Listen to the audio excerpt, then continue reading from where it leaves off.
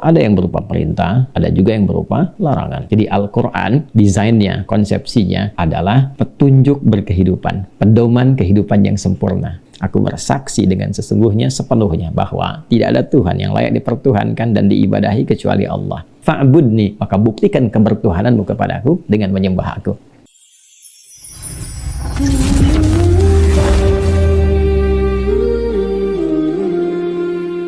Ayat viral yang sering kali diingatkan kepada kita, bahkan sepekan sekali dalam kesempatan Jumat, yaitu Quran surah ketiga Ali Imran di ayat 102 itu. Ya ayyuhalladzina amanu taqullaha haqqa tuqatih wa la tamutunna illa wa antum muslimun. Hei semua orang yang telah menyatakan beriman, yakin tanpa ragu dengan segala yang Allah tetapkan, baik meyakini ketuhanan Allah Subhanahu wa taala, dan konsekuensi dari itu adalah menyempurnakan pengabdian dan penghambaan dalam bentuk ibadah kepada Allah. Ittaqullaha haqqa tuqatih. Tingkatkan takwamu kepada Allah dengan cara yang benar, dengan serius, dengan sungguh-sungguh, dan jaga itu semua sampai akhir hidup kalian. Wala tamutunna illa wa antum muslimun. Dan pastikan berusaha semaksimal mungkin hingga engkau wafat dalam keadaan sebagai hamba yang tunduk, patuh kepada Allah Subhanahu wa ta'ala.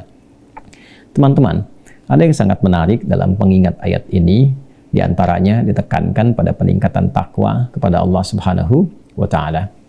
Kata takwa yang disebutkan setidaknya sebanyak 240 kali dalam Al-Quran itu dijelaskan dengan sangat sempurna oleh para ulama, yang penjelasan ini tentu mengacu kepada informasi yang disampaikan oleh Rasulullah SAW sebagai penjelas Al-Quran yang ditugaskan langsung, dipilih langsung oleh Allah Subhanahu wa ta'ala.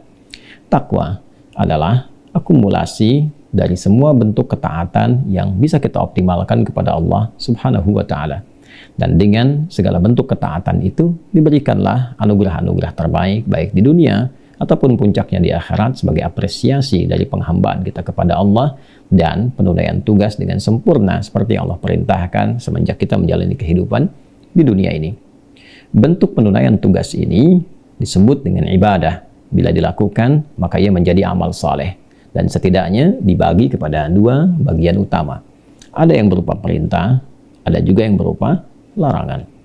Di antara bentuk perintah, seperti kita diminta untuk menunaikan sholat dengan sempurna, maka turunlah ayat misalnya wa aqimus sholat, dan tunaikan oleh kalian sholat itu dengan sempurna sebagai bentuk penghambaan kepada Allah dan pembuktian keimanan kita kepadanya. Maka ditugaskan Rasulullah SAW memberikan bimbingan kepada kita bagaimana cara menunaikan sholat dengan sempurna itu. Dari mulai wudhunya, dari mulai kemudian menghadap kiblatnya, bertakbir sampai dengan bersalam. Selesai dilakukan dengan kondisi terbaik yang bisa kita optimalkan. Pun demikian, di sisi lain ada juga ayat-ayat ataupun keterangan penjelas dari hadis yang menunjukkan larangan, supaya kita bisa konsisten dalam kebaikan, tidak terganggu dengan pengaruh-pengaruh yang bisa menjauhkan kita dalam konteks pengabdian atas tugas yang Allah berikan kepada kita dalam bentuk ibadah dan amal saleh. Maka larangan ini menjaga kita supaya tetap tampil terhormat. Karena itu diberikan hukum haram namanya, seakar dengan kata hormat, diambil ke dalam bahasa Indonesia, serapannya diantaranya diberi nama hormat. Jadi hukum haram diturunkan oleh Allah untuk menjaga kehormatan seorang hamba sehingga tetap mulia dalam pandangan Allah dan optimal dalam mengabdi kepadanya. Maka diharamkan kita, dilarang kita untuk berdusta. Karena saat seseorang berdusta, maka ia akan merendahkan kehormatan dirinya.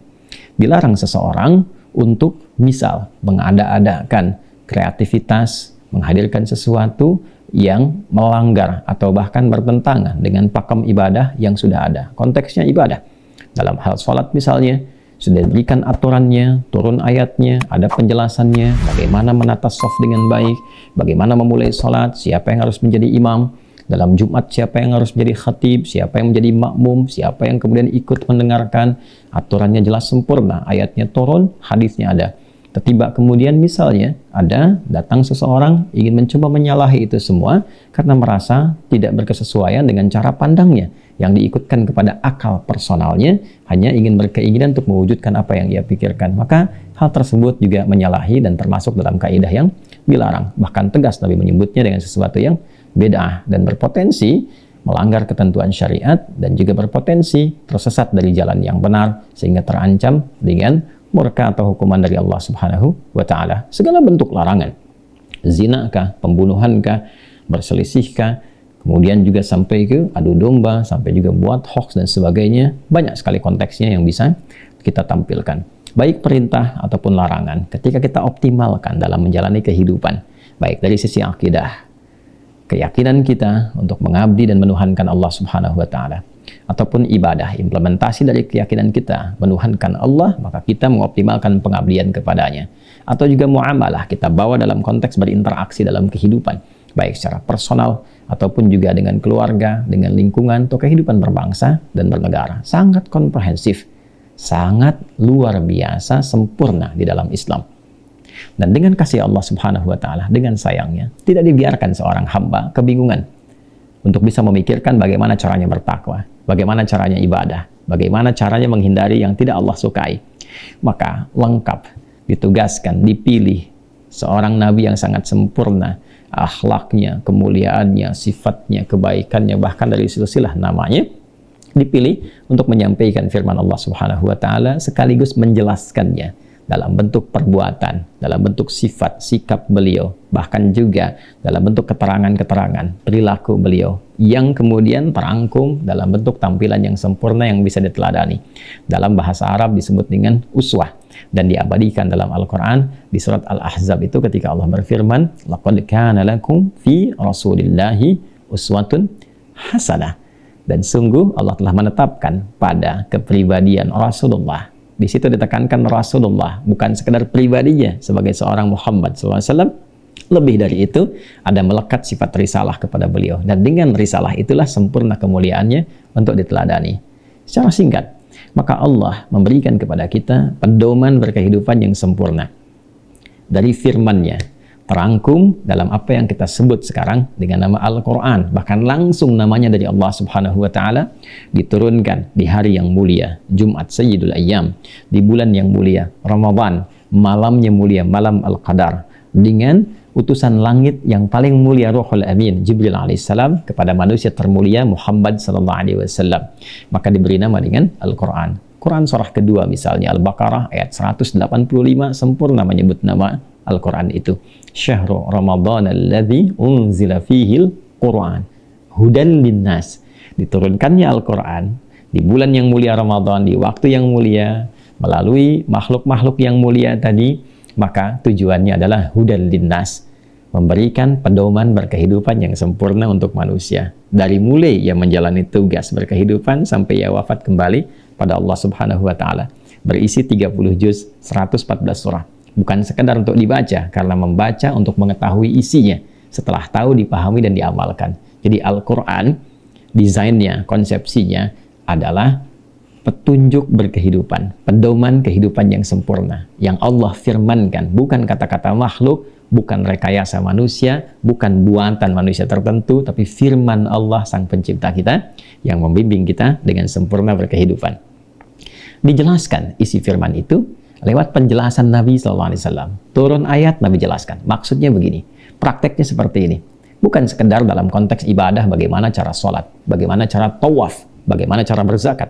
Tapi juga dijelaskan bagaimana cara berakhlak, bersopan santun kepada orang tua bagaimana, ayah dan ibu seperti apa, orang tua mendidik anak bagaimana, menjalani kehidupan bermasyarakat seperti apa, menjalani kehidupan berbangsa bagaimana. Dan lebih daripada itu, bagaimana kita menghamba kepada Allah. Bagaimana kita mewujudkan keimanan kita dan mengimplementasikannya dalam konteks ibadah. Itu yang paling pokok. Maka ketika turun ayat tentang sholat, ketika turun ayat tentang haji, maka aturannya jelas diterangkan oleh Nabi. Diatur begini cara sholat yang benar, begini cara menghubungkan satu dengan lainnya dalam konteks membuat saf. Ini laki-laki, kalau ada perempuan seperti ini caranya. Kalau Jumat ini yang khutbah siapa, yang mendengarkan siapa, yang ikut siapa, yang dianjurkan siapa. Lengkap semuanya, bukan hanya ayatnya, bukan hanya hadis penjelasannya, tapi juga hikmahnya disampaikan. Kenapa yang khutbah mesti laki-laki? Kenapa bukan perempuan? Kenapa yang ditekankan laki-laki? Kenapa sepekan sekali? Ada hikmahnya. Dan manfaatnya, apa dampak sholat bagi kehidupan kita? Dari mulai ketenangan, dari mulai menghilangkan unsur-unsur keburukan, fahsya dan mungkar, dari mulai mengondisikan hati khusyuk untuk berdoa, membangun sebuah tautan, konektivitas antara hamba, makhluk dengan Khalik, semua dijelaskan dengan sempurna. Nah, teman-teman, semua kesempurnaan ini, maka ia menjadi jalan kehidupan yang jelas bagi setiap insan beriman. Sepanjang dia muslim, beriman kepada Allah dan Rasulnya. Karena itu kan syahadat yang diucapkan, asyhadu an la ilaha illallah. Aku bersaksi dengan sesungguhnya sepenuhnya bahwa tidak ada Tuhan yang layak dipertuhankan dan diibadahi kecuali Allah. Kata Allah itu mengandung unsur uluhiyah, dipertuhankan, dan ma'budul haq, ya, yang disembah, diibadahi. Itu maksudnya di Quran surah ke-20 Toha ayat 14. Innani anallahu la ilaha illa ana, itu uluhiyahnya. Fa'budni, itu ubudiyahnya, kita kepada Allah. Ya, tidak ada Tuhan selain aku, kata Allah, akulah Allah. Gak ada Tuhan selain aku, itu uluhiyah, dipertuhankan. Fa'budni, maka buktikan kebertuhananmu kepadaku dengan menyembah aku. Bertanya kita bagaimana caranya ya Allah? Maka sempurna syahadatnya, wa asyhadu anna Muhammadan Rasulullah. Maka cara kita menyembah Allah, cara kita bertuhan kepada Allah, maka ikuti petunjuk Nabi Muhammad sallallahu alaihi wasallam. Dan dengan itu bukan sekedar benar, tapi berpotensi mendapatkan cinta Allah. Demikian diisyaratkan di Quran surah ketiga Ali Imran di ayat 31. Qul in kuntum tuhibbunallaha fattabi'uni yuhibbukumullah wa yaghfir lakum dzunubakum. Katakan Muhammad SAW, viralkan, sampaikan. Jika memang kalian, ya umatnya Nabi Muhammad SAW khususnya, serius mencintai Allah, ingin mengabdi kepada Allah, maka buktikan caranya dengan mengikuti Rasulullah SAW. Ikuti. Ingin sholat, ikuti Nabi mengajarkan sholat. Ingin zakat, ikuti petunjuk Nabi bagaimana cara berzakat. Ingin haji, ikuti manasik yang Nabi tunjukkan. Khudhu anni manasikakum. Kata Nabi, ambil dariku bagaimana cara kalian bermanasik. Ikuti.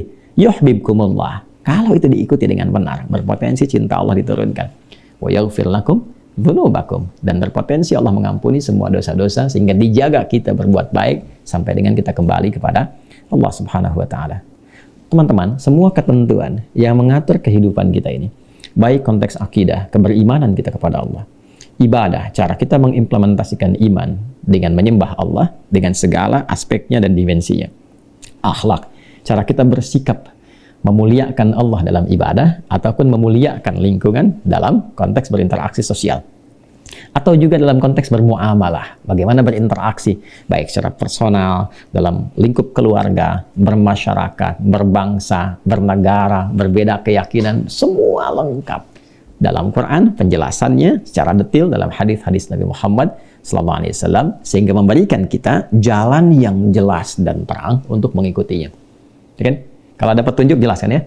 Saya sekarang misalnya akan berangkat ke Saudi untuk haji dan umrah. Ya kan?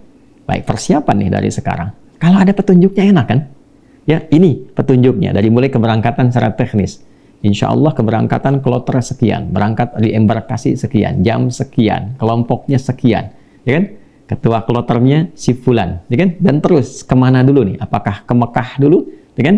Gelombang yang kedua ataukah ke Madinah? Gelombang yang pertama, berapa hari durasinya? Apa yang dikerjakan di Madinah? Apa yang dikerjakan di Mekah? Lengkap semua, itu panduan. Maka ketika ditemukan panduannya, ya, dan kita bisa mengikuti dengan jelas, dengan terang, at-thariqul wadih, jalan yang terang, jalan yang jelas, yang bisa diikuti, yang mudah untuk dicerna, dan gampang untuk dipraktekkan. Itu dalam bahasa Arab, dikenal dengan nama manhaj namanya.